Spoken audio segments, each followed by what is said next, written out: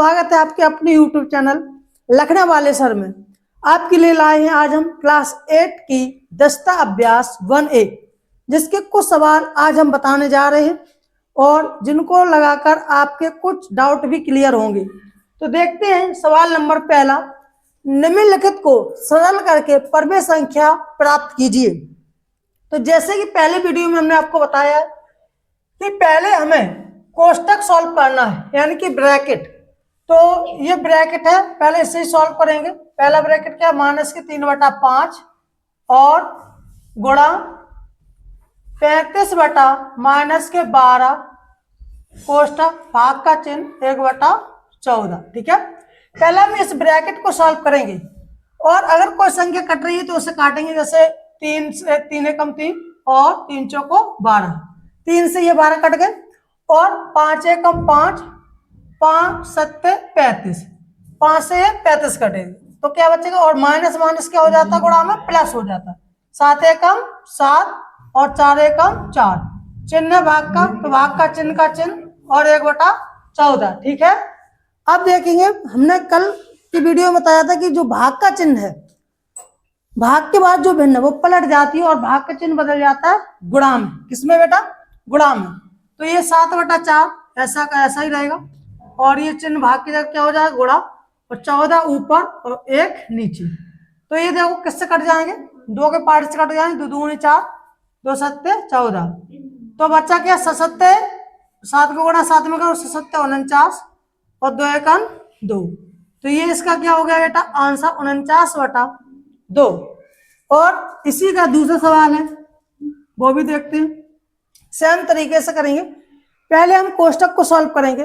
तो पहले कोष्टक और ये देखेंगे माइनस माइनस क्या हो जाएगा, प्लस, -5/9 और माइनस माइनस ये किसका चिन्ह हो जाएगा, प्लस का 1/3 और गुणा का चिन्ह 5/2। ठीक है, अब ध्यान देना बेटा कि इनके हर सेम नहीं है और इनके हर सेम बनाने हैं तुम्हें। अब सर सेम बनाने के लिए क्या करोगे कि यहाँ पे 9 है और इसके नीचे क्या है, 3, 3 और 9 का क्या लोगे बेटा, लासा लोगे और लासा अपना आएगा 9।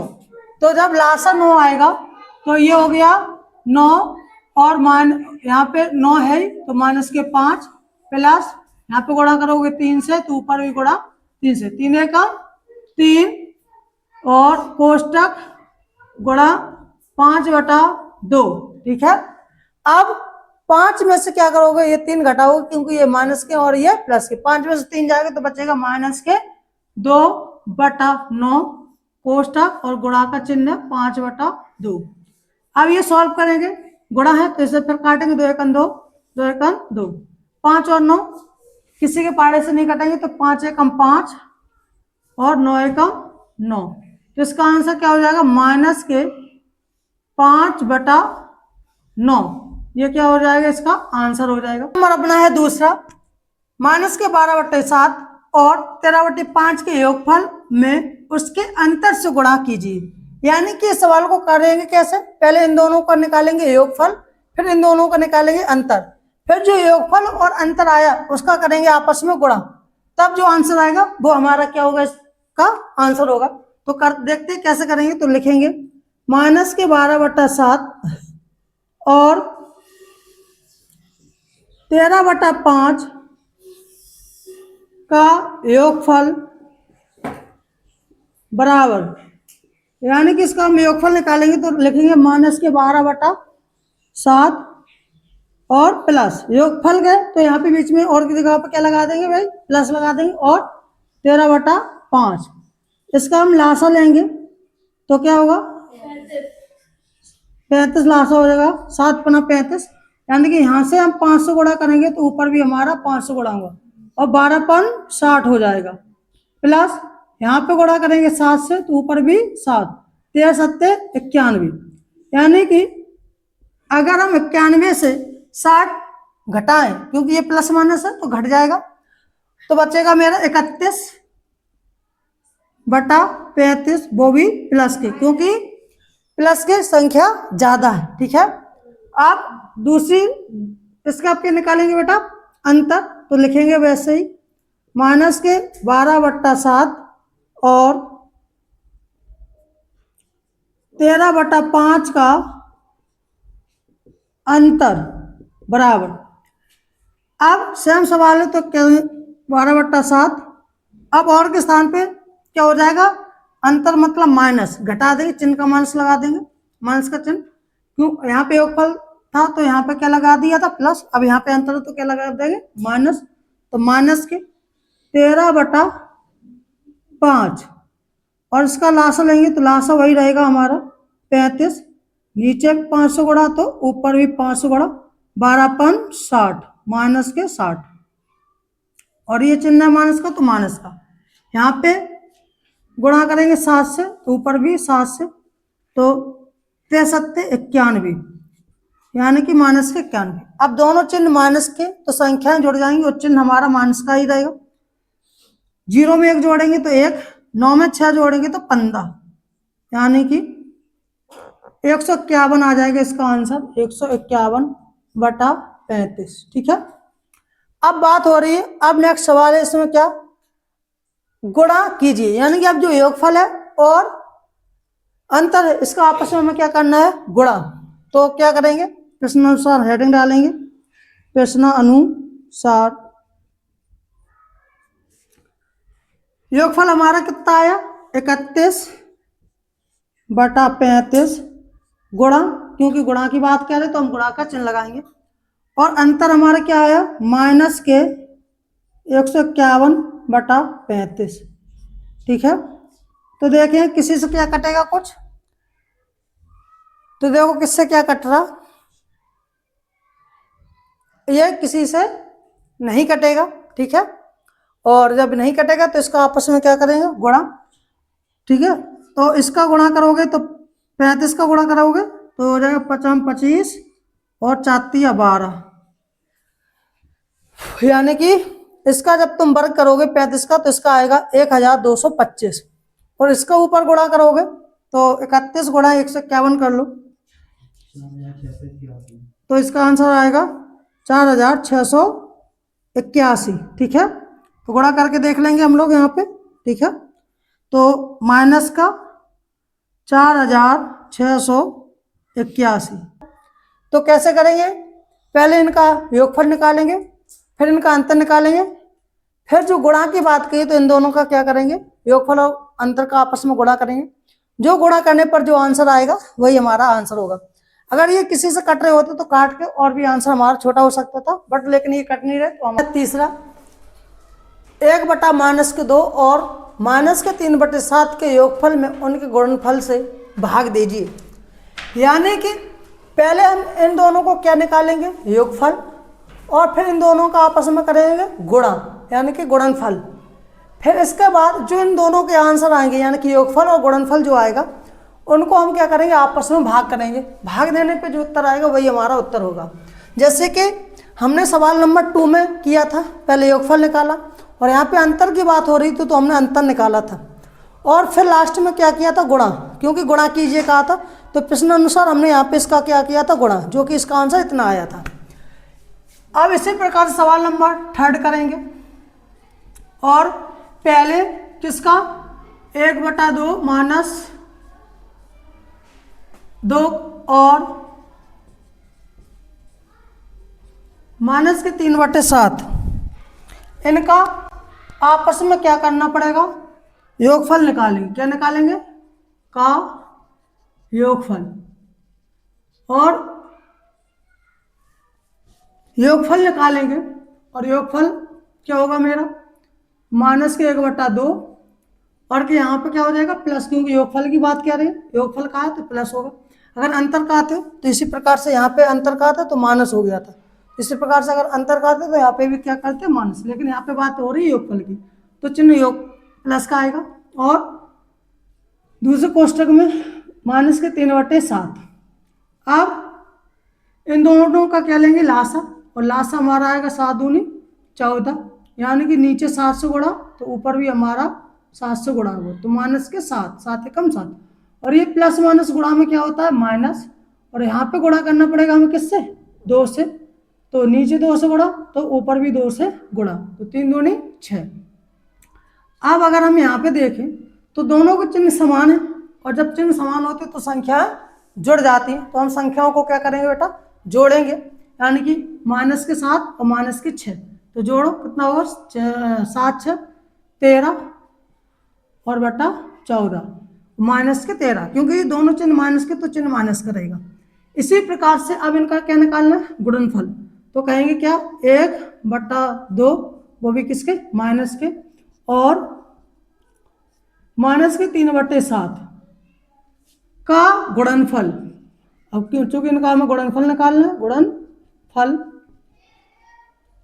बराबर क्या होगा, माइनस के 1/2 गुणा, क्योंकि गुणनफल की बात है तो गुणा का चिन्ह आएगा, और माइनस का 3/7।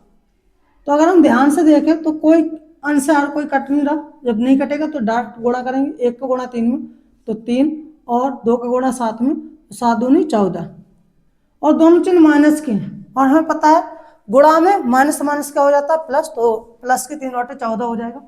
आप प्रश्न अनुसार क्या कह रहा, प्रश्न अनुसार करेंगे, प्रश्न अनुसार क्या भाग करना है, किससे, -13/14 का भाग किसमें करना है, माइनस के 3/14 से भाग।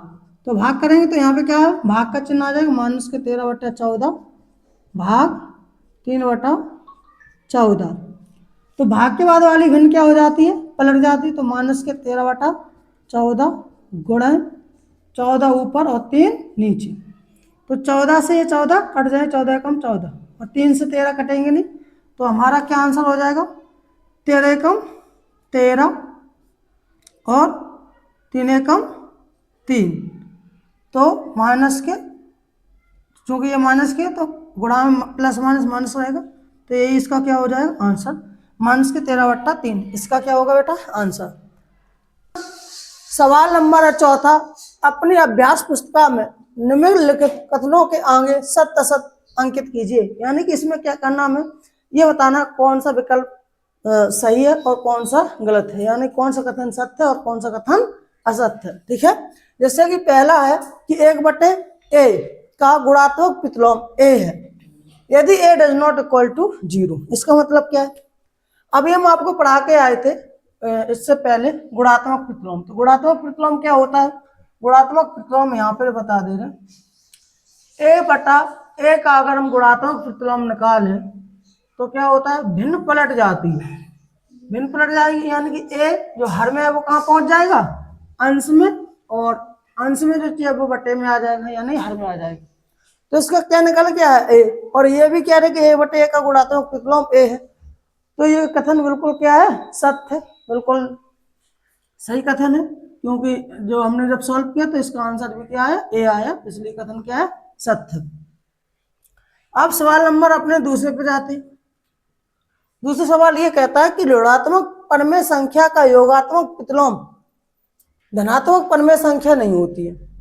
यहाँ पर विशेष ध्यान देना नहीं शब्द पर, नहीं होती है, क्योंकि अगर नहीं ना होता तो ये कथन कैसा हो जाता, बिल्कुल सत्य हो जाता, लेकिन यहाँ पर क्या है, नहीं कह रहे, क्या कह रहे, नहीं, तो ये कथन असत्य है। लेकिन कैसे ये पता करेंगे, उन्होंने कहा ऋणात्मक परमेय संख्या, तो कोई भी परमेय संख्या हम चलो यही मान ले, a/a कैसी है, ऋणात्मक है, a/a का है ऋणात्मक परमेय संख्या है, क्या परमेय संख्या का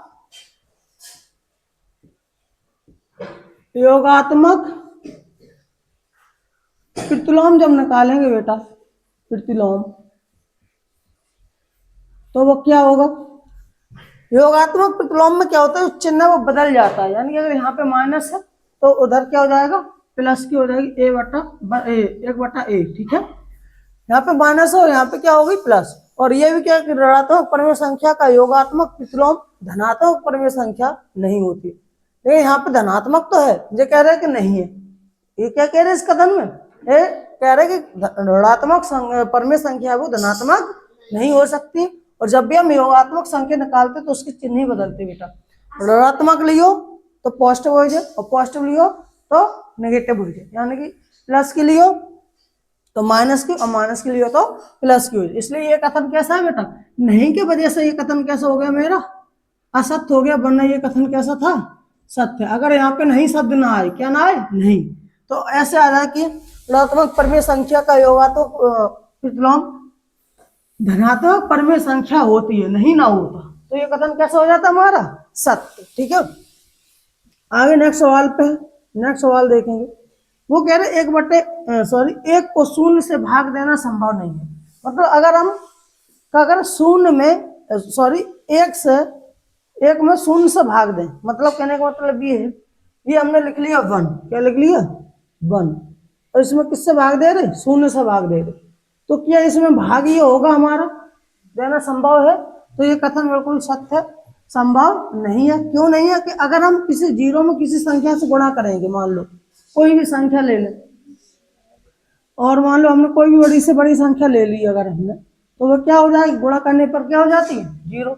और हमें पता है जब भी हम किसी में भाग देते तो उसका गुणा ही करके लिखते हैं उस संख्या का। मतलब अगर 2 का पहाड़ा पढ़ेंगे, 2 1 2 2 4, तो यहाँ पे क्या है, 2 का गुणा 1 में, फिर 2 का गुणा 2 में, 2 का गुणा 3 में, ठीक है, तब उसका पहाड़ा बनता है। अगर हम 0 का पहाड़ा बना तो 0 का पहाड़ा नहीं बनेगा, क्योंकि 0 की किस संख्या से तुम गुणा करोगे तो क्या हो जाएगा, 0 हो जाएगा।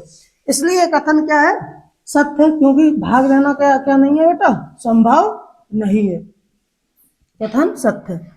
फिर नेक्स्ट क्वेश्चन है अपना चौथा। ठीक है, और चौथा क्वेश्चन क्या कह रहा है, शून्य किसी परमेय संख्या का गुणात्मक प्रतिलोम नहीं है। जो शून्य है वो किसी परमेय संख्या का गुणात्मक प्रतिलोम नहीं है। तो कैसे, यानी कि शून्य लिया हमने, शून्य का हमें क्या निकालना है, गुणात्मक प्रतिलोम। तो क्या होगा, शून्य का गुणात्मक प्रतिलोम। अब गुणात्मक प्रतिलोम में क्या होती है, जो भिन्न होती है वो पलट जाती है। अब यहाँ पे 0 के, ये तो 0 है, लेकिन 0 के नीचे कुछ है नहीं, तो क्या मान लेंगे 1। तो कहने का मतलब क्या हो जाएगा, 1 ऊपर पहुंच जाएगा और 0 नीचे। अभी हम यहाँ पे पढ़ के आए कि 0 से भाग देना किसी में संभव नहीं है, तो इसलिए कथन बिल्कुल सत्य, प्रतिलोम नहीं होता। अगर हम कहें शून्य का गुणात्मक प्रतिलोम निकालें तो नहीं निकाल सकते, क्योंकि बटे में क्या आ जाएगा, 0, और किसी भी भिन्न के नीचे 0 नहीं हो सकता। अगर 0 कर रहे तो वो क्या हो जाएगी, अपरिभाषित हो जाएगी। कहने का मतलब है उस चीज को हम ज्ञात नहीं कर सकते। ठीक है बेटा, तो हमें पता ही नहीं है कि ये संख्या कैसी है, परमेय है या अपरमेय है, ठीक है, तो हम कैसे कहेंगे। ठीक है, तो इसलिए ये कथन कैसा है, बिल्कुल सत्य है। ठीक है, तो एक बात और यहाँ पे समझ में आई कि अगर कहीं लिखा होगा 1/0 और इसका कोई मान पूछे तो क्या कहोगे कि अपरिभाषित है, या कह सकते ज्ञात नहीं कर सकते, ज्ञात नहीं कर सकते। उसका रीजन मैंने यहाँ पे बता दिया कि अगर किसी 0 में किसी संख्या से गुणा करोगे तो उसका आंसर क्या हो जाता है, 0 हो जाता है। इसकी वजह से ये कथन कैसा हो जाएगा, ये सत्य है, ये भी सत्य है, और ये क्या हो जाएगा मेरा असत्य। इस 4 विकल्प थे, यानी कि 4 कथन थे, और 4 कथन में कथन दूसरा क्या है, असत्य, बाकी के सारे सत्य थे। आई होप आप लोगों को ये वीडियो समझ में आई होगी, और अगर आपको अच्छा लगता है तो जरूर सपोर्ट करें। धन्यवाद।